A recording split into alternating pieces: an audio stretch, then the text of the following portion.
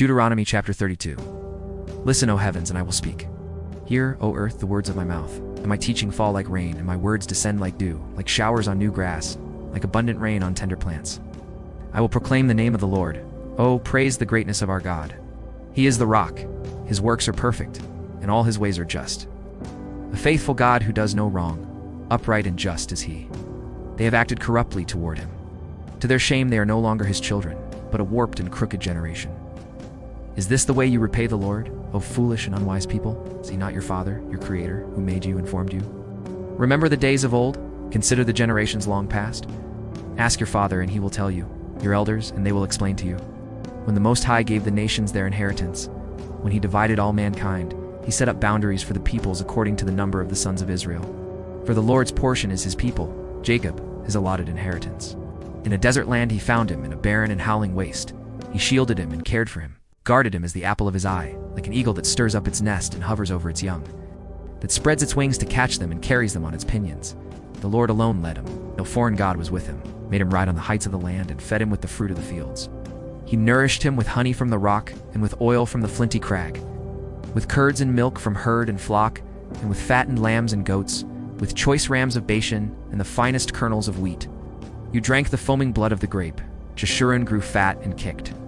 Filled with food, he became heavy and sleek. He abandoned the God who made him and rejected the rock, his savior. They made him jealous with their foreign gods and angered him with their detestable idols. They sacrificed two demons, which are not God, gods they had not known, gods that recently appeared, gods your fathers did not fear. You deserted the rock who fathered you. You forgot the God who gave you birth. The Lord saw this and rejected them because he was angered by his sons and daughters. I will hide my face from them, he said, and see what their end will be, for they are a perverse generation, children who are unfaithful. They made me jealous by what is no God, and angered me with their worthless idols. I will make them envious by those who are not a people. I will make them angry by a nation that has no understanding. For a fire has been kindled by my wrath, one that burns to the realm of death below. It will devour the earth and its harvests, and set afire the foundations of the mountains. I will heap calamities upon them, and spend my arrows against them. I will send wasting famine against them, consuming pestilence and deadly plague.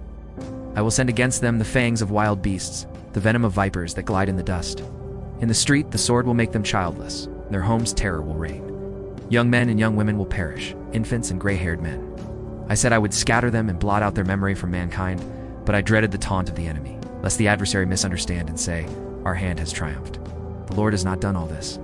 They are a nation without sense. There is no discernment in them. If only they were wise and would understand this and discern what their end will be. How could one man chase 1,000, or to put 10,000 to flight, unless their rock had sold them, unless the Lord had given them up? For their rock is not like our rock, as even our enemies concede. Their vine comes from the vine of Sodom, and from the fields of Gomorrah. Their grapes are filled with poison, and their clusters with bitterness. Their wine is the venom of serpents, the deadly poison of cobras. Have I not kept this in reserve and sealed it in my vaults? It is mine to avenge. I will repay. In due time their foot will slip. Their day of disaster is near, and their doom rushes upon them. The Lord will judge his people and have compassion on his servants when he sees their strength is gone and no one is left, slave or free, he will say. Now where are their gods, the rock they took refuge in, the gods who ate the fat of their sacrifices and drank the wine of their drink offerings? Let them rise up to help you. Let them give you shelter. See now that I myself am he. There is no God besides me. I put to death, and I bring to life. I have wounded, and I will heal, and no one can deliver out of my hand. I lift my hand to heaven and declare, as surely as I live forever, when I sharpen my flashing sword and my hand grasps it in judgment, I will take vengeance on my adversaries and repay those who hate me. I will make my arrows drunk with blood, while my sword devours flesh, the blood of the slain and the captives, the heads of the enemy leaders. Rejoice, O nations, with his people, for he will avenge the blood of his servants. He will take vengeance on his enemies and make atonement for his land and people. Moses came with Joshua son of Nun and spoke all the words of this song in the hearing of the people. When Moses finished reciting all these words to all Israel, he said to them, Take to heart all the words I have solemnly declared to you this day, so that you may command your children to obey carefully all the words of this law. They are not just idle words for you, they are your life. By them you will live long in the land you are crossing the Jordan to possess. On that same day the Lord told Moses, Go up into the Abarim range to Mount Nebo in Moab, across from Jericho, and view Canaan, the land I am giving the Israelites as their own possession. There on the mountain that you have climbed you will die and be gathered to your people, It's just as your brother Aaron died on Mount Hor and was gathered to his people. This is because both of you broke faith with me in the presence of the Israelites at the waters of Meribah Kadesh, in the desert of Zin, and because you did not uphold my holiness among the Israelites. Therefore you will see the land only from a distance. You will not enter the land I am giving to the people of Israel.